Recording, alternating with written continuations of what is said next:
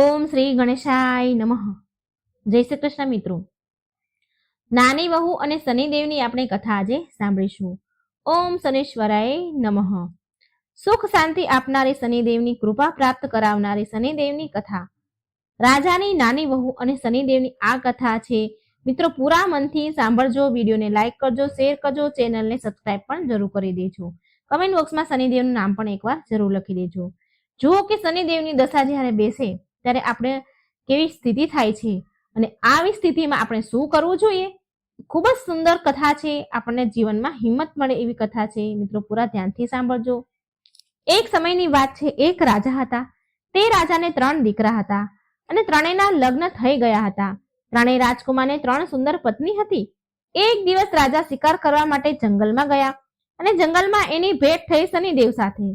શનિદેવે રાજાને પૂછ્યું કે હે રાજન, હું તારા ઘરે હમણાં આવું કે 1 વર્ષ પછી આવું?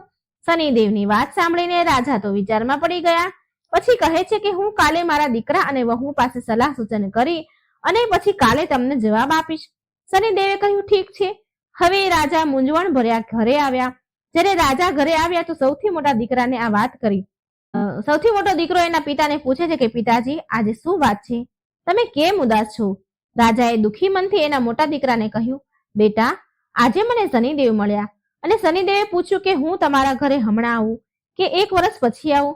તો દીકરા, શનિદેવને મેં કહી દીધું કે મારા ઘરવાળાને હું પૂછીને તમને જવાબ આપીશ. મોટા રાજકુમારે કહ્યું, પિતાજી, આ તમે બહુ સારું કર્યું અને હવે કાલે તમને પૂછે તો તમે કહી દેજો શનિદેવને કે 1 વર્ષ બાદ આવજો. રાજાએ એના બીજા અને ત્રીજા બંને દીકરાને પણ પૂછ્યું. એમણે પણ આવો જ જવાબ આપ્યો કે પિતાજી 1 વર્ષ બાદ આવો એવું કહી દેજો. હવે રાજા વિચારે છે કે ચાલને, વર્ષ માટે તો આફત ટળી. રાજા અને નાની વહુ હતી એ ખૂબ જ હોશિયાર હતી. રાજા એની નાની વહુને બહુ રાખતા હતા, માનતા હતા, પ્રેમ ભાવ હતો એના ઉપર. રાજાએ વિચાર્યું ચાલને એકવાર નાની વહુને પણ પૂછી લઉં.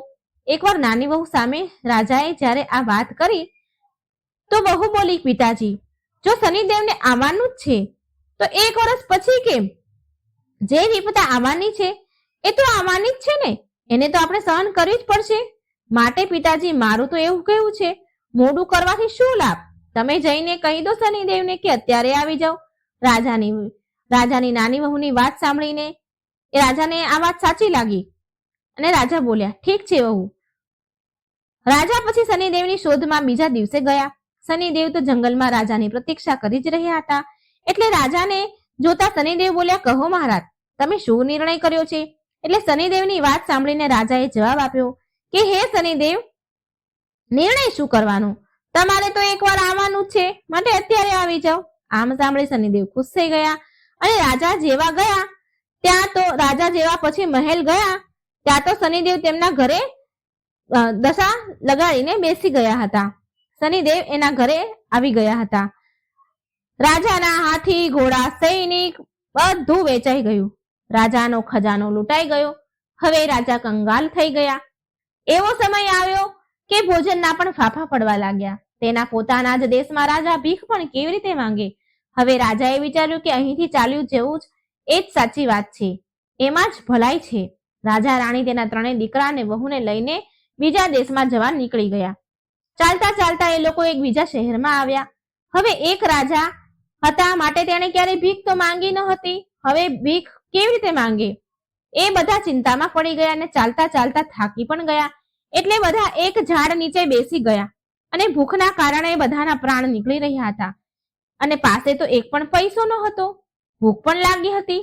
નાની વહુ બોલી, પિતાજી, ચિંતા કરવાથી શું થશે? હવે જે નાની વહુ હતી ને, તેની માતાએ તેના લગ્નમાં વિદાય વખતે 7 સુવર્ણ મુદ્રાઓ આપી હતી, જે તેણે તેની સાથે સંભાળીને રાખી હતી.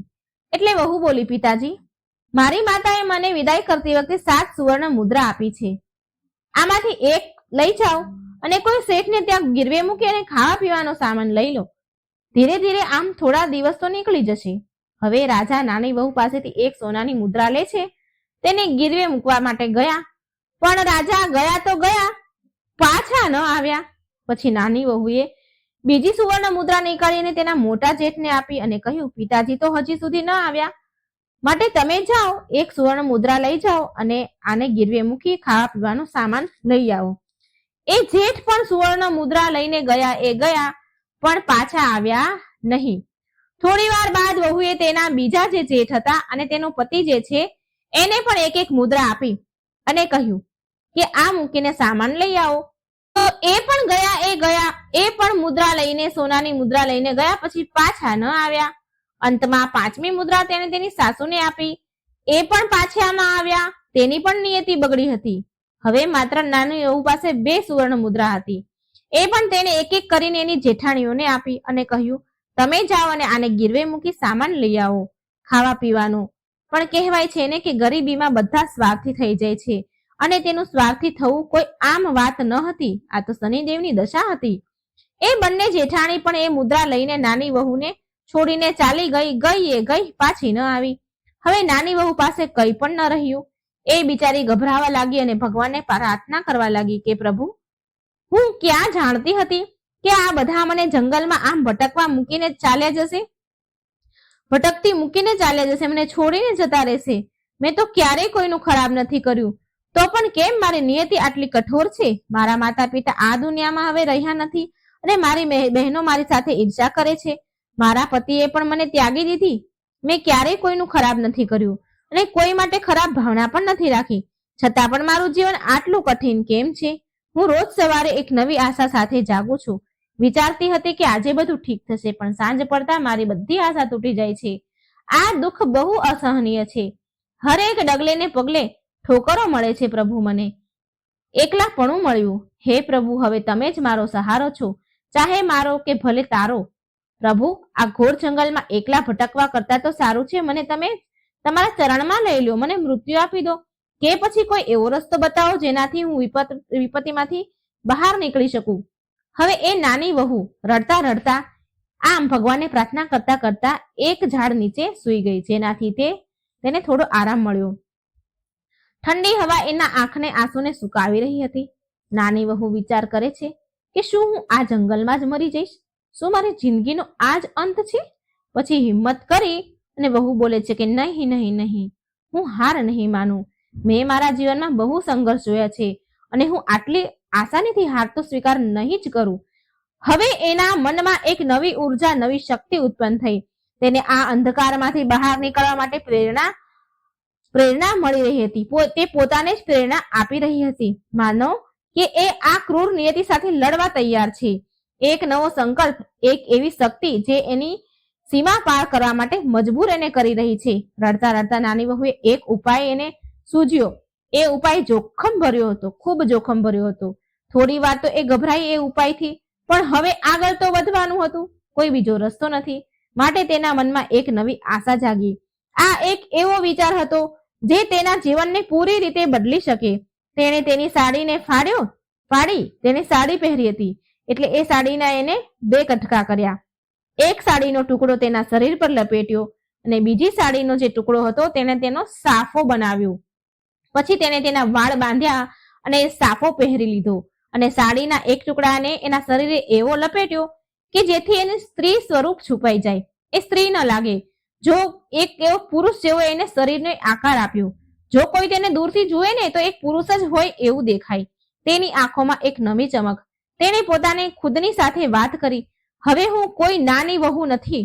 હવે હું એ છું જે આ દુનિયામાં પોતાનું સ્થાન બનાવશે, ભલે જે પણ થાય. તેની અંદર એક નવો ઉત્સાહ દોડી રહ્યો હતો. નવી વહુ વિચારે છે કે આ મારો નવો અવતાર છે. હવે હું મારી કિસ્મત મારી જાતે જ લખીશ.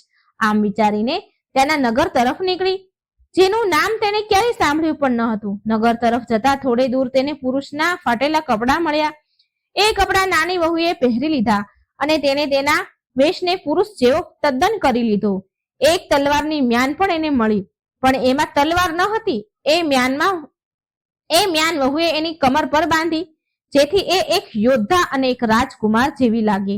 હવે નવી વહુના ચહેરા પર ડરની જગ્યાએ દ્રઢતા અને આત્મવિશ્વાસ હતો, જે પહેલા ન હતો. એ નગરના રાજાના દરબારમાં નાની વહુ ચાલી ગઈ. દરબારીઓ પોતપોતાના આસન પર બિરાજમાન હતા અને બધાના ચહેરા પર એક અજીબ ગંભીરતા હતી. હવે તેણે તેની ઓળખ છુપાવવા માટે તેના માથાને થોડું ઝુકાવી રાખ્યું અને એના અવાજમાં એક અલગ રોનક અને આત્મવિશ્વાસ હતો. એ એક સામાન્ય વ્યક્તિની જેમ નહીં, પરંતુ શાહી ઠાઠ માટની ચાલ સાથે આગળ વધી. જેમ કે એ વર્ષોથી દરબારમાં આવતી જતી હોય, તેમ તેના અંદરનો ડર એક હવે તાકાત બની ગયો હતો. તેને તેની દરેક હરકતમાં એક રાજકુમારની ગરિમા રાખવાની એને કોશિશ કરી, જેથી કોઈ પણ નાની વહુ પર શક ન કરી શકે. એ નગરના રાજા તેના સિંહાસન પર બિરાજમાન હતા. રાજાએ જ્યારે આ નાની વહુને જોઈ તો એની અનોખી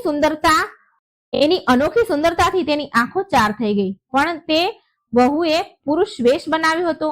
એની આંખોની નમી, ચહેરાની માસૂમતા અને તેની ચાલમાં એક અજીબ શાલીનતા હતી, જે કોઈ સાધારણ વ્યક્તિમાં ન જોવા મળે. હવે રાજાને એમ થયું કે કોઈ રાજકુમાર મુસીબતમાં ફસાયો હોય એવું લાગી રહ્યું છે. તેના ચહેરા પર એક અજીબ શાંતિ છે, જે કોઈ દુઃખ અને સંઘર્ષ બાદ આવે. હવે રાજાએ તેના દરબારીઓને પૂછ્યું કે આ નવો યુવક કોણ છે? એને મારી સામે લાવો. રાજાએ અનુમાન લગાવ્યું કે આ યુવક કોઈ સાધારણ ભિક્ષુક કે સૈનિક નથી, પણ કોઈ ઉચ્ચ કુળનું વ્યક્તિ છે, જે કોઈ વિશેષ ઉદ્દેશથી આવ્યો છે. તેના ચાલમાં એક શાહી અંદાજ હતો. તેની આંખોમાં એક એવી ગહેરાઈ હતી જે કોઈ સામાન્ય વ્યક્તિમાં ન જોવા મળે. રાજાએ વિચાર્યું કે આ મહત્વપૂર્ણ વ્યક્તિ છે, જેનાથી એના રાજ્યનું ભલું થઈ શકશે. નાની વહુ રાજકુમાર બનેલી બોલી, મહારાજ, હું બીજા રાજ્યમાંથી આવું છું. હું એક નોકરીની શોધ માટે તમારા દરબારમાં આવ્યો છું. તેના અવાજમાં એક અજીબ મધુરતા હતી, જે પુરુષના વેશ બાદ પણ રાજાને પ્રભાવિત કરી રહી હતી. રાજાએ તેના અવાજમાં એક ઉદાસી પણ મહેસૂસ કરી, જે એના રાજકુમાર હોવાના શકને વધારે પુખ્તા કરી રહી હતી. નાની વહુ બનેલ રાજકુમારે તેની વાત એવી રીતે રાખી જેથી રાજાને એના પર વિશ્વાસ થઈ ગયો. તેના શબ્દોમાં, વાણીમાં વિનમ્રતા અને ઈમાનદારી ઝલકતી હતી, જે રાજાના મનમાં તેના પ્રત્યે સદભાવના ઊભી કરી રહી હતી. નાની વહુ બહુ સમજી વિચારી શબ્દો વાપરીને બોલી રહી હતી, જેથી તેની ઓળખાણ ન બહાર પડે. રાજાએ પૂછ્યું, પણ તું શું કામ કરીશ? રાજાને એવું લાગ્યું કે રાજકુમાર બહુ મોટું કામ જાણતું હશે, કારણ કે તેની અંદર એક અજીબ આકર્ષણ હતું. રાજાએ તેના દરબારીઓ તરફ જોયું. તેના ચહેરા પર પણ ઉત્સુકતા હતી. હરેક દરબારીઓ ઉત્સુક હતા. રાજકુમાર બનેલી વહુ બોલી, મહારાજ, હું એવું કામ કરીશ જે તમારા દરબારીઓમાંથી કોઈ નહીં કરતું હોય અને ના કોઈ કરી શકશે. એવું કામ જેમાં બુદ્ધિ, સાહસ અને વિવેકની જરૂર પડશે. તેની વાતમાં આત્મવિશ્વાસ હતો, જે સાંભળીને રાજા ચોંકી ગયા. દરબારીઓમાં પણ ખુશફુશ થવા લાગી. બધા એકબીજા સામે જોઈ રહ્યા હતા. આવો યુવક કોણ છે જે આટલી મોટી વાત કરી રહ્યો છે? દરબારમાં સન્નાટો છવાઈ ગયો. બધા એની વાતને ધ્યાનથી સાંભળી રહ્યા હતા. રાજાએ ગંભીરતાથી પૂછ્યું કે પગાર શું લઈશ તું? રાજાને લાગ્યું કે જે આટલો મોટો દાવો કરી રહ્યો છે એની માંગ પણ એટલી જ મોટી હશે. રાજકુમાર બનેલ નાની વહુ કહે છે, મહારાજ, હું $1,00,000 લઈશ. આ સાંભળીને પૂરો દરબાર સ્તબ્ધ થઈ ગયો કે હું રોજના $1,00,000 લઈશ? ક્યારે કોઈ આટલો પગાર વિશે વિચાર્યું નહીં હોય. પૂરો દરબાર રાજાનો સ્તબ્ધ થઈ ગયો કે આટલા પગાર વિશે તો કોઈએ પણ વિચાર્યું નહીં હોય અત્યાર સુધી. દરબારીઓ ગુપસુપ વાતો કરવા લાગ્યા આપસમાં. આ તો ગાંડો લાગે છે. $1,00,000 રોજના, એવું તે શું કામ છે આનું જે આટલા મોટા પગાર લાયક હોઈ શકે? રાજકુમારની આંખમાં આત્મવિશ્વાસનો ભાવ હતો. એ એકબીજાને જોઈ રહ્યા હતા. દરબારીઓ એકબીજા સામે જોઈ રહ્યા હતા. રાજાએ તેના ચહેરા પર કોઈ હાવભાવ આવવા દીધો નહીં, પણ એના મનમાં એક વિચાર ચાલી રહ્યો હતો. તેને લાગ્યું કે આ એક જુગારી છે, પણ આ જુગારમાં જીતવાની સંભાવના પૂરી છે. રાજાએ થોડી વાર વિચાર્યું કે જો આ યુવક વાસ્તવમાં બુદ્ધિમાન છે, સક્ષમ છે, જેટલો એ દાવો કરી રહ્યો છે, તો આ નિવેશ રાજ્ય માટે બહુ ફાયદાકારક છે. રાજાએ મનમાં વિચાર કરીને એક રણનીતિ બનાવી, જેમાં રાજાને લાગ્યું કે એ જીતી જશે, ભલે ગમે તે થાય. રાજાએ આમ વિચારીને હા કહી દીધી, કારણ કે રાજાને આ રાજકુમાર પર એક આત્મવિશ્વાસ બેસી ગયો હતો. તેમણે તેના અંતરનો અવાજ સાંભળ્યો, જે તેને કહી રહ્યો હતો કે આ યુવક સાધારણ નથી. રાજાને મનમાં આવું હતું. રાજાએ તેની વાત માની અને તેને કામ પર રાખી લીધો. રાજાએ તેનું નામ લખટકિયા રાખ્યું, કારણ કે એને $1,00,000 માંગ્યા હતા, તો એનું નામ લખટકિયા રાખી દીધું. આ નામ પૂરા રાજ્યમાં ફેલાઈ ગયું.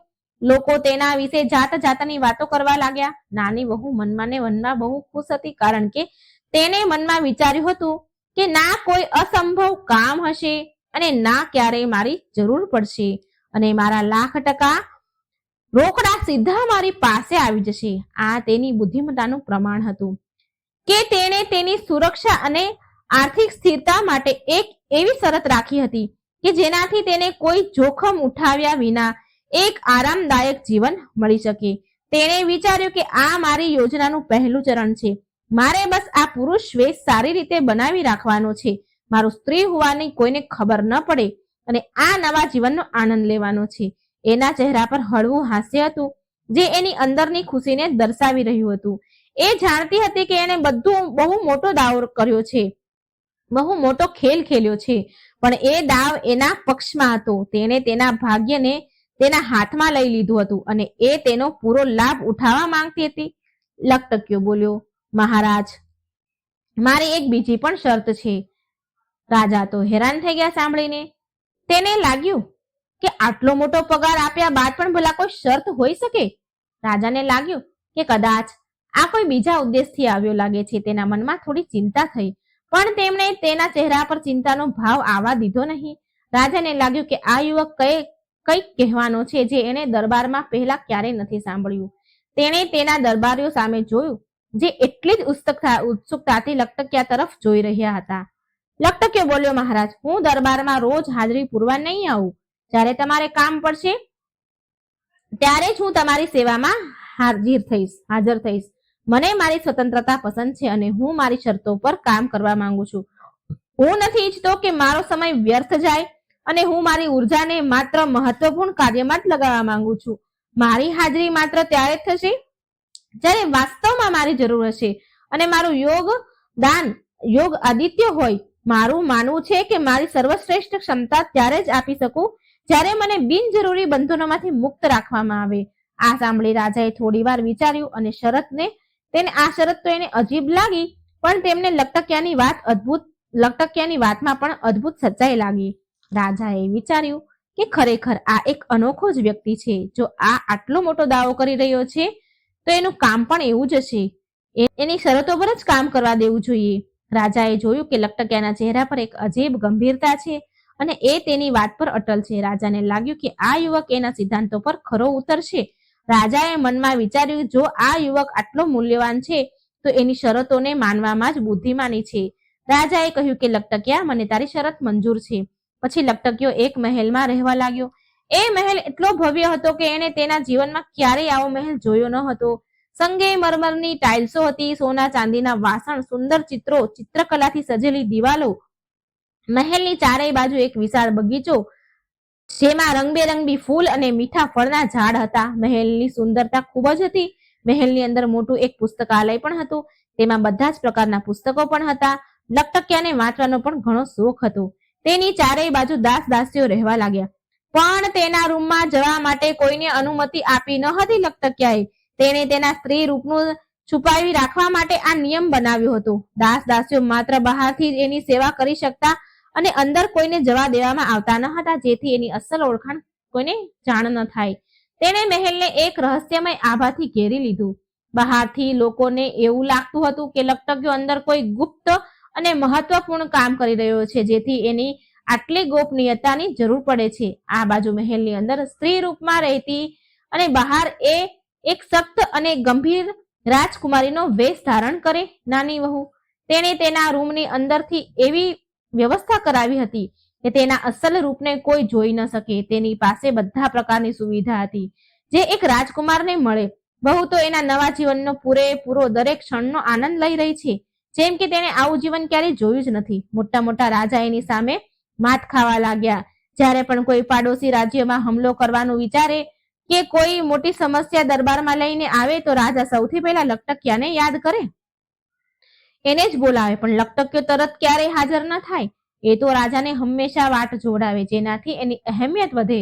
જ્યારે એ આવે તો એની બુદ્ધિ અને વિવેકથી દરેક સમસ્યાનું સમાધાન થઈ જતું. એની સલાહ એટલી સટીક અને સાચી હતી, એના નિર્ણય એટલા પ્રભાવશાળી હતા કે દરેક તેને એક ચમત્કારી વ્યક્તિ સમજવા લાગ્યા. તેની રણનીતિ એટલી સફળ હતી કે વિરોધી રાજા તેના નામથી પણ ડરવા લાગ્યા હતા. હવે તેની ખ્યાતિ દૂર દૂર સુધી થવા લાગી. લોકો હવે લકટકિયાને દેવતા સમાન પૂજવા લાગ્યા. એક દિવસની વાત છે. અડધી રાતે ધાબા પર કોઈ સ્ત્રીનો ભયાનક રડવાનો અવાજ આવતો હતો. ચીસ પાડવાનો અવાજ આવતો હતો, પણ કોઈની હિંમત થતી ન હતી કે છત પર જાય. રાજાએ આદેશ આપ્યો કે લકટકિયાને બોલાવ્યો. લકટકિયાને બોલાવવામાં આવે. એ એશો આરામ કરે છે, એ ક્યારે કામ આવશે? લકટકિયો તરત જ રાજા સામે પહોંચી ગયો અને માથું ઝુકાવીને બોલ્યો, મહારાજ, બોલો મહારાજ, શું આજ્ઞા છે? રાજા બોલ્યા, લકટકિયા, જરા જાણ કરો ને, મહેલની છત પર કોણ ચીસો પાડે છે? કોઈ સ્ત્રીની ચીસ પાડવાની અવાજ આવી રહી છે. લકટકિયો તો સ્ત્રી હતો. સ્ત્રીનું હૃદય. એક વાર તો આ સાંભળીને એ પણ ધ્રુજી ઉઠ્યો. પણ એ તેની નબળાઈ કેવી રીતે બહાર લાવે? તલવાર લઈને ભગવાન પર ભરોસો રાખીને હિંમત કરીને લકટકિયો છત પર ગયો. તેણે જોયું કે એક મરેલું એક બાળક લટકી રહ્યું છે અને એક ડાકણ તેના સુધી ઉછળી કૂદીને તેને સુધી પહોંચવાની કોશિશ કરી રહી છે. તેના હાથમાં બાળકને પહોંચવાની તેનો હાથ બાળક સુધી પહોંચવા માટે થોડો દૂર રહેતો હતો. માટે એક સ્ત્રી ઊભી રહીને ચીસ પાડી રહી હતી. હિંમત કરીને લકટકિયાએ પૂછ્યું કે તમે અડધી રાતે આમ કેમ રડી રહ્યા છો? રડતા રડતા એ ડાકણ બોલી કે બેટા, આ બાળક મારો એકનો એક લાડકો દીકરો છે. હું એને છેલ્લી વાર મને જી ભરીને હું હૃદયથી એને લગાડવા માંગુ છું, પણ શું કરું? ક્યારની કોશિશ કરું છું, મારો હાથ પહોંચતો જ નથી એના સુધી. લકટકિયો બોલ્યો, શાંત થઈ જાઓ, હું નીચે સૂઈ જાઉં છું, તમે મારી ઉપર ઊભા રહી જાઓ એટલે તમે બાળક સુધી પહોંચી જશો. લકટકિયો નીચે સૂઈ ગયો અને તે ડાકણ એના ઉપર ચડી અને બચ્ચા સુધી પહોંચી ગઈ. બચ્ચાને છાતીએ લગાવવાનું તો બાજુમાં રહ્યું, પણ તેનું કાળજું નીકાળીને એ ડાકણ ખાવા લાગી. લકટકિયો તો પહેલેથી ચેતી ગયો હતો ડાકણને કે ડાળમાં કઈ કાળું છે. તેણે તલવારથી એવો વાર કર્યો કે ડાકણનો એક પગ કપાઈ ગયો અને લંગડી થઈ ગઈ અને તે નીચે પડી. જેવો વાર કર્યો એનો પગ કપાયો એટલે નીચે પડી અને લંગડી લંગડી ભાગી તો એના કપડા, એના ચીર લકટકિયાના હાથમાં આવી ગયા અને ડાકણ ગાયબ થઈ ગઈ અને તેની સાથે રડવાનો અવાજ પણ ગાયબ થઈ ગયો. લકટકિયાનું કામ પૂરું થયું અને એ એના મહેલમાં આવ્યો. રાતોરાત તેણે ડાકણના કપડાની ચોલી બનાવડાવી અને તે રૂમમાં આવીને લકટકિયો સ્ત્રીનો વેશ ધારણ કરી લેતો. તેણે તે વાત બહાર પાડી હતી રાજાને અને બહાર બધાને. એવી વાત બહાર પાડી હતી કે મારા રૂમમાં મારી વહુ એટલે કે મારી પત્ની રહે છે, એ માટે કોઈને અંદર રૂમમાં આવવાનો હુકમ ન હતો. એક દિવસ થયું એવું કે રાજાની નાઈ એટલે કે વાળંદ ચોરી છુપીથી પહોંચી ગઈ લકટકિયાના રૂમમાં અને એ સમયે લકટકિયો સ્ત્રીના વેશમાં હતો. નાઈને એવું લાગ્યું કે આ લકટકિયાની પત્ની છે. એ નાઈ તેનાથી બચી બચીને ખીલી ઉપરથી ચોલી ટીંગાડી જે હતી એ લઈને ચોરી કરી અને રાજાના મહેલમાં આવી ગઈ અને તે ચોલી રાજકુમારીને બતાવી કે જુઓ, લકટકિયાની વહુ કેવા કેવા કપડાં પહેરે છે અને તમારે તો પહેરવાનું દૂર, આવું કાપડ પણ તમે નથી જોયું. તમારા નોકરની ઘરવાળી કેવી ઠાઠમાઠથી હિંમતથી રહે છે અને તમારા કરતા પણ વધારે સારા કપડાં પહેરે છે. આટલું સાંભળતા રાજકુમારી જોર જોરથી રડવા લાગી. રાજાએ રાજકુમારીને બહુ મનાવી પણ તે માની નહીં અને રડતી રડતી જ રહી. રાજાએ બહુ પ્રેમથી રાજકુમારીને પૂછ્યું, બેટા, આમ કેમ રડી રહી છે? શું વાત છે? હવે તો આપણા રાજ્યમાં લકટકિયા જેવો યોગ્ય સેવક છે, તું ઈચ્છે તો આકાશના તારા પણ તોડીને મંગાવું. રાજકુમારીએ ચોલી નીકાળી અને રાજા સામે મૂકી અને બોલી કે લકટકિયાની વહુ કેવા અનમોલ અને અનોખા કપડાં પહેરે છે. જ્યાં સુધી મને આવા કપડાં નહીં મળે ત્યાં સુધી હું અન્ન જળ ગ્રહણ નહીં કરું. રાજા બોલે, અરે પણ આ શું? આમાં શું કોઈ મોટી વાત છે? આવી એક નહીં પણ તને 1000 ચોલી બનાવીને આપીશ. બહુ સમજાવ્યા મનાવ્યા બાદ રાજકુમારી માની અને એને ભોજન કર્યું. રાજાએ ચારેય દિશામાં માણસો મોકલ્યા. રાજાએ ચારેય દિશામાં એ જે ચોલી હતું એ કાપડ લેવા માટે ચારેય દિશામાં માણસો મોકલ્યા, પણ એવું કાપડ, એવી ચોલી ક્યાંય ન મળી. અંતમાં લકટકિયાનો વારો આવ્યો. રાજાએ કહ્યું કે લકટકિયા, તારી વહુ પાસે જેવા કાપડની ચોલી છે એવું જ કાપડ તારે મારી રાજકુમારી, મારી દીકરી માટે લાવવાનું છે. જો તું આમ નહીં કરે ને તો સમજી લે કે તારું માથું ધડથી અલગ કરી દેવામાં આવશે.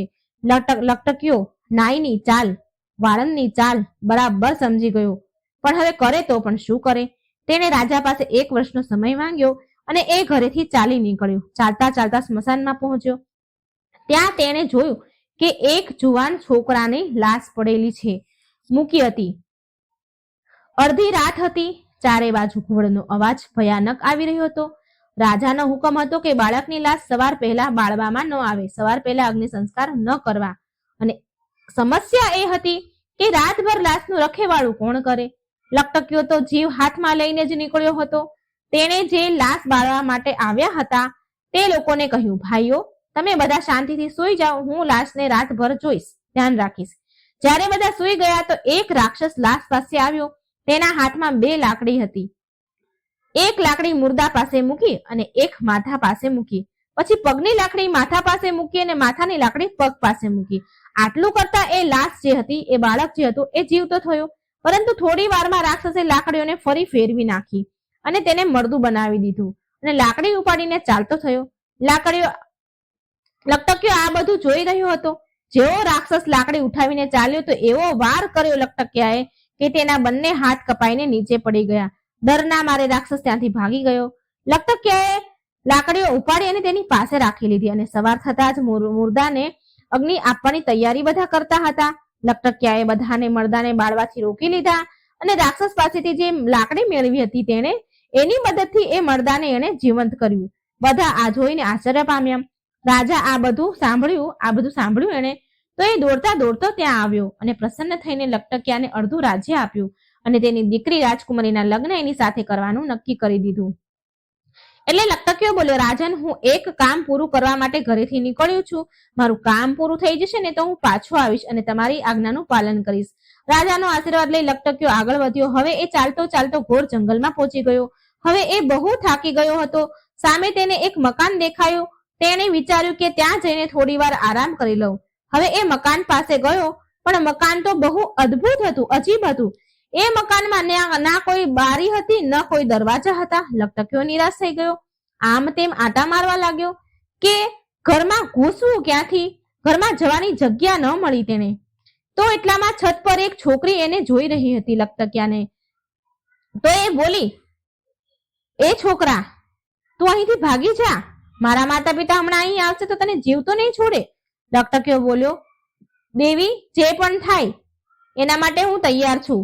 મારા માટે તો ચારે બાજુ મોત જ છે. જો તારા માતા પિતા ના હાથે મારે મૃત્યુ લખ્યું છે તો એ જરૂર થશે, એની મને કોઈ ચિંતા નથી. હું એટલો થાકી ગયો છું કે અહીંથી એક પણ પગલું આગળ નહીં ચાલી શકું. એ છોકરી લકટકિયા પર મોહી ગઈ અને એ તેના પ્રાણોની રક્ષા કરવા માટેનો ઉપાય કરવા લાગી કે આ છોકરાને કેવી રીતે બચાવવું. તે છોકરીએ લકટકિયાને માખી બનાવીને દિવાલ પર ચોંટાડી દીધું. થોડી વારમાં ડાકણ અને રાક્ષસ બંને આવ્યા અને સુગંધ લેતા બોલ્યા કે બેટા, આજે તો મને અહીં કોઈ માનવની ગંધ આવી રહી છે. છોકરી બોલી, પિતાજી, અહીં તો માનવ આવવાની હિંમત જ ન કરી શકે. તમારાથી મનુષ્ય તો શું, પક્ષી પણ ન ભટકે અહીં. આજે તમે કોઈ મનુષ્યનો શિકાર કર્યો હશે એટલે તમને એની ગંધ આવે છે. આમ સાંભળીને ડાકણ અને રાક્ષસ ચૂપ થઈ ગયા. ડાકણ કહે છે કે જેણે મારા ચીર ખેંચ્યા છે ને એ મને મળી જાય તો હું એને કાચું ખાઈ જાઉં. રાક્ષસ કહે, જેણે મારા હાથ કાપ્યા છે જો એ મને મળી જાય તો હું એના ટુકડા ટુકડા કરી નાખું. માખી બનેલો લકટકિયો આ બધું સાંભળી રહ્યો છે. વિચાર કરી રહ્યો છે કે હે ભગવાન, આજે તો એના દુશ્મનના ઘરમાં જ ફસાયો છે. એ સમજી ગયો આ એ જ ડાકણ છે જે રડી રહી હતી અને આ એ જ રાક્ષસ છે જેને મુર્દાને જીવંત કર્યો હતો. હવે તો લકટકિયો ડરના મારે તેના જીવ સુકાઈ રહ્યો છે. રામ રામ કરીને તેને તો રાત વિતાવી. સવારે ઉઠીને ડાકણ અને રાક્ષસ શિકાર કરવા ગયા. છોકરીએ લકટકિયાને ફરી તેના અસલ રૂપમાં લાવી દીધો અને બોલી કે એ છોકરા, તું કેટલો સુંદર છે, હું તારી સાથે વિવાહ કરવા માંગુ છું. આ સાંભળી લકટકિયો કહે છે, તારા માતા પિતા મને જીવતો નહીં છોડે, એ તો મને કાચો જ ખાઈ જશે. તારે છોકરી કહે છે, તને નથી ખબર, મારા માતા પિતા મને બહુ પ્રેમ કરે છે અને તેમણે મને વચન આપ્યું છે કે હું જ્યાં ઈચ્છું, જેની સાથે ઈચ્છું એની સાથે હું લગ્ન કરી શકું છું. એ તને ક્યારેય નુકસાન નહીં પહોંચાડે. લકટકિયો બોલ્યો, પણ હું તો એનો દુશ્મન છું. છોકરી બોલી કે જે હોય તે, ગમે તે હોય, પણ મારા માતા પિતા એના વચનથી બંધાયેલા છે કે મારા પતિનો એ ક્યારે અહિત નહીં કરી શકે. બોલો, હવે શું તમને કહ્યું આ પતિ છે? લકટકિયો કહે છે, હવે તો મૂંઝવણમાં પડ્યો, ઉલઝનમાં પડી ગયો. એટલે એ બોલ્યો, પરંતુ હું હમણાં વિવાહ નથી કરી શકતો. હું એક કઠિન કામ પૂરું કરવા માટે ઘરેથી નીકળ્યો છું. અને એ કર્યા બાદ જ વિવાહ કરી શકું છું. એ છોકરી બોલી, તો એ કામ કયું છે? લકટકિયો બોલ્યો, મારે તારી માતાના ચીર જોઈએ છે, શું તું મને આપી શકીશ? છોકરી બોલી, તમે તો બહુ ભોળા છો, જ્યારે હું તમારી સાથે લગ્ન કરીશ તો હું તમને તમારી પસંદની શું વસ્તુ નહીં આપું? જુઓ, હું એક વાત તમને કહું, મારા માતા પિતા મને તમારી સાથે વિદાય કરે ને તો તમને કહેશે કે તમારે શું જોઈએ છે તો તમે માંગી લેજો. તમે વાસળી અને ઉડન ખટોલું બંને મારા માતા પિતા પાસેથી માંગી લેજો. લકટકિયો વાત કાપતા કહે છે, પણ મારે તો ચીર જોઈએ છે, હું વાસળી અને ઉડન ખટોલાનું શું કરીશ? અરે, છોકરી બોલી, અરે તમે વાતને સમજતા નથી. એ વાસળી સાધારણ નથી અને એ જાદુઈ વાસળી છે. જો એ વાસળીને ફાટેલા કપડા પર ફેરવશો તો એ ચીર તમારે જેવા જોઈએ એવા બની જશે. લકટકિયો આ સાંભળીને બહુ ખુશ થયો. ડાકણ અને રાક્ષસના પાછા આવવા પર છોકરીએ ફરી લકટકિયાને માખી બનાવી દીધો. ડાકણ બોલી, બેટા આજે તો તું કઈ ઉદાસ હોય એવું મને લાગે છે. એટલે છોકરી બોલી, માં એવું કઈ જ નથી, તમે ગુસ્સો ન થાવ તો હું તમને એક વાત કહું. ડાકણ બહુ પ્રેમથી બોલી, બેટા બે ધડક કહી દે, તારા માટે અસંભવને પણ હું સંભવ કરી નાખીશ. એટલે રાક્ષસ બોલ્યો, બેટા તને કઈ વાતનો ડર છે? તારા કરતા વધારે અમને વહાલું બીજું કોઈ નથી. આવા પ્રેમ ભર્યા શબ્દ સાંભળી અને એ છોકરી બોલી કે માં તમને તમારું વચન યાદ છે ને? ડાકણ બોલી, હા દીકરી, મને વચન યાદ છે. તારા લગ્ન તને મનપસંદના વ્યક્તિ જોડે કરજે. તારે જ્યાં લગ્ન કરવા હશે ત્યાં હું કરાવી દઈશ અને એને અમે કોઈ કષ્ટ નહીં આપીએ. તો એ છોકરી બોલી, હા માં, હું એવું કરીશ તો તમે મને મારશો નહીં ને? ડાકણ અને રાક્ષસ એક સ્વરમાં બોલ્યા, ના, ક્યારેય નહીં બેટા, વચન દીધા પછી એને નિભાવવું એ અમારી ફરજ છે. પછી એ છોકરી લકટકિયાને માખીમાંથી અસલ એના મનુષ્ય સ્વરૂપમાં પાછો લાવે છે અને બોલી, આ જ મારો થનાર પતિ છે. ડાકણ અને રાક્ષસ તેના શત્રુને જોઈને પહેલા તો દાંત પીસવા લાગ્યા, પણ હવે કરે પણ શું? વચનથી બંધાયેલા હતા એટલે એ લગ્ન કરવા માટે રાજી એમને થવું પડ્યું, એ ડાકણને અને રાક્ષસને, અને પછી લગ્ન કરાવી દીધા. વિદાય કરતી વખતે ડાકણ લકટકિયાને બોલી, બેટા આજથી તું મારો જમાઈ છે, જે ઈચ્છે તે માંગી લે. લકટકિયો બોલ્યો કે માં, મારે તમારી પાસેથી વાસળી જોઈએ છે. ડાકણે લકટકિયાને વાસળી આપી. રાક્ષસ બોલ્યો, બેટા મારી પાસેથી તારે શું જોઈએ છે? લકટકિયાએ એની પાસેથી ઉડન ખટોલું માંગ્યું એટલે એ ઉડન ખટોલું પણ એને આપી દીધું. હવે લકટકિયો એ ઉડન ખટોલામાં રાજકુમારીને ઉડન ખટોલામાં બેસાડીને એ રાજાના નગરમાં આવ્યો જ્યાં જેનો દીકરો મરી ગયો હતો, જે રાજાનો દીકરો મરી ગયો હતો અને આ લકટકિયાએ જીવતો કર્યો હતો, એ નગરમાં પાછો લકટકિયો આવ્યો. ત્યારે રાજાને એને રાજકુમારી સાથે લગ્ન કરવાનું એને વચન આપ્યું હતું એટલે એ રાજકુમારીને પણ એને સાથે લીધી. ડાકણની છોકરીને પણ સાથે લીધી અને આ રાજાના રાજકુમારીને પણ સાથે લીધી અને ફરી એ જ નગરમાં પહોંચી ગયો જ્યાં લકટકિયો નોકરી કરતો હતો. આખા નગરમાં લકટકિયાનો પાછા આવવાનો શોર મચી ગયો. લકટકિયાએ રાજાને સંદેશ મોકલાયો કે શહેરભરના ફાટેલા તૂટેલા કપડા મેદાનમાં જમા કરે અને રાજા બધાને લઈને આવે અને તમાશો જોવે. આ સાંભળીને રાજાએ હુકમ આપ્યો આમ કરવાનું. પ્રજાને જોતામાં જૂના ફાટેલા કપડાનો તો ઢગલો થયો. લોકો ત્યાં તમાશો જોવા ઉમટી પડ્યા. લકટકિયાએ જેવી જ એ કપડા ઉપર વાસળી ફેરવી કે એ ઢગલો એ જ ચીર જેવા થઈ ગયા જે ડાકણના હતા એના જેવા જ બની ગયા. પછી લકટકિયો એ એક ચોલીનું કાપડ, થોડું કાપડ રાજકુમારી માટે આપ્યું અને બીજા ત્યાં પ્રજામાં વેચી દીધું. બધા લકટકિયાની પ્રશંસા કરવા લાગ્યા અને રાજકુમારી ખુશીના મારે સુધબુધ ભૂલી ગઈ. રાજાએ ખુશ થઈને રાજકુમારીની વિવાહ લકટકિયા સાથે કરવાના નક્કી કરી દીધા. લકટકિયો બોલ્યો, મહારાજ, હું રાજકુમારી માટે બહુ સુંદર મહેલ બનાવવા માંગુ છું. મહેલ બની ગયા બાદ જ હું એની સાથે લગ્ન કરીશ. રાજા લકટકિયાની વાત માની ગયા અને મહેલ બનાવવા માટે તેને દૂર દૂરથી મજૂર બોલાવ્યા. લકટકિયાએ જોયું કે એ મજૂરોમાં તેના સાસુ, તેના સસરા, તેના જેઠ, તેના જેઠાણી અને તેનો પતિ બધા જ છે. આ જોઈ લકટકિયાને ઘણું દુઃખ થયું, પણ લકટકિયાને કોઈ ઓળખી ન શક્યું કારણ કે એ તો રાજકુમારના વેશમાં હતો. લકટકિયાએ હુકમ આપ્યો કે આજ સાંજે આ સાતે મજૂરોને રોકી લેવામાં આવે. હવે આ સાતે ગભરાઈ ગયા કે હવે શું મુસીબત આવવાની છે. ઈંટ અને ગારો ઉપાડીને અમારી તો કમર જ તૂટી ગઈ છે. હવે શનિદેવ ખબર નહીં શું બતાવશે. લકટકિયાએ જોયું કે તેના સસરા, જેઠ, તેના પતિની દાઢી, વાળ બધા મોટું થઈ ગયા છે. મોઢા પર કરચલીઓ થઈ ગઈ છે. મજૂરી કરતા કરતા હાથ પગમાં છાલા પડી ગયા છે. પગના તળિયા ફાટી ગયા છે. આ બધું જોઈ લકટકિયાની આંખમાં તો આંસુની ધારા વહેવા લાગી. એટલે તેણે નાઈને બોલાવી, એટલે કે વાળંદને બોલાવ્યો અને હજામત કરાવી અને સારા કપડાં પહેરવા માટે આપ્યા અને તેમને કામ કર્યા વિના મજૂરી લેવાનો આદેશ આપ્યો. પછી તેણે તેની સાસુને હુકમ આપ્યો કે તમે અંદર જઈને મારી વહુની સેવા કરો. મહેલની અંદર તો લકટકિયો તેના અસલ સ્ત્રી રૂપમાં આવી જતો. તેણે એકવાર તેની સાસુને કહ્યું કે જરા મારી પીઠ પર હાથ ફેરવી દો ને. તો એની સાસુ પીઠ પર હાથ ફેરવે છે. હાથ ફેરવતા તેની સાસુ રડવા લાગી અને હિબકા ભરવા લાગી. લકટકિયાએ પૂછ્યું કે સાસુમાં સાચું સાચું કહો કે શું વાત છે, આમ કેમ રડો છો? એટલે સાસુ બોલી, બેટા તારી પીઠ નો મસો જોઈને મને મારી નાની વહુની યાદ આવી ગઈ. શનિદેવના પ્રકોપથી અમારી બુદ્ધિ બગડી ગઈ હતી અને અમે એને દગો આપીને એને એકલી જંગલમાં ભટકવા મૂકી દીધી હતી. ખબર નહીં એ હશે એને જાનવરો ખાઈ ગયા હશે, મરી ગઈ હશે, શું થયું હશે એની સાથે. આમ કરીને ખૂબ રડવા લાગી. સાસુને દુઃખી જોઈને લકટકિયાથી રહેવાયું નહીં અને એ તેના ચરણોમાં પડીને બોલી, માં હું જ તમારી નાની વહુ છું. તેણે તેની નાની વહુને ગળે લગાડી. ત્યારબાદ તેને સસરા, જેઠ, જેઠાણી અને પોતાના પતિને પણ બોલાવ્યા. એ બધા એના કર્યા ઉપર ખૂબ જ શરમાયા, પછતાયા. એમને પછતાવો હતો અને એને માફી પણ માંગી. હવે એ તેના પતિને લઈને રાજા પાસે પહોંચી અને કહ્યું, મહારાજ આ તમારા જમાઈ છે, હું તો તમારી દીકરી છું. તેણે શરૂથી લઈને અંત સુધી લકટકિયો બનેલી વહુએ બધી જ વાત કરી, ઘટના કહી.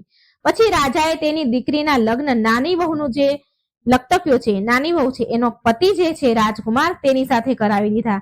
અને જે લકટકિયો બે રાજકુમારીને પત્ની બનાવીને સાથે લાવ્યો હતો એના લગ્ન પણ રાજકુમાર સાથે કરાવી દીધા. એટલે કે નાની વહુના પતિ સાથે લગ્ન એના કરાવી દીધા. રાજકુમાર તેની ચારેય પત્નીઓને લઈને તેના પોતાના મહેલ જાય છે અને તેની ચારેય પત્નીઓને રાણી બનાવીને રાખે છે. અને આમ 1 વર્ષ પૂરું થઈ ગયું હતું. શનિદેવની દશા પૂરી થઈ ગઈ હતી અને તે ચાલ્યા ગયા હતા. હવે બધી સુખ સંપત્તિ શાંતિ પાછી આવી ગઈ હતી. રાજા સવારે સૂઈને ઉઠ્યા તો બધું ઠાઠ માઠ પહેલા જેવો થઈ ગયો અને સુખપૂર્વક રહેવા લાગ્યા. મિત્રો, જોયું ને તમે, શનિદેવની દશા બેસે ત્યારે ચારે બાજુથી આપત્તિ આવે છે. આપણા પણ આપણો સાથ છોડી દે છે. શનિદેવની દશા સમાપ્ત થયા બાદ આપણા કર્મ શુદ્ધ થઈ જાય છે અને સુખ સંપત્તિ પ્રદાન થાય છે. મિત્રો, આ કથામાં શનિદેવની દશા બાદ નાની વહુએ જેવી રીતે હિંમત કરી, તેનો સાહસ બતાવ્યો, સાહસ અને વિવેકથી બધાનું જીવન બદલી દીધું. મુશ્કેલીમાં પણ એક સ્ત્રી હોવા છતાં હારી નહીં. બસ આવી જ રીતે આપણે પણ વિપત્તિના સમયે હાર માનવાની નથી અને દ્રઢતાથી સામનો કરવાનો છે. સુખ પ્રાપ્તિ, સંપત્તિ, શાંતિ જરૂર પ્રદાન થશે. મિત્રો, આ હતી શનિદેવની અને નાની વહુની વાર્તા. બોલવામાં કઈ ભૂલચૂક થઈ હોય તો માફ કરજો. વિડીયો સારો લાગે તો લાઈક, શેર કરી ચેનલને સબસ્ક્રાઇબ જરૂર કરી દેજો. જય શ્રી કૃષ્ણ. રાધે રાધે. થેન્ક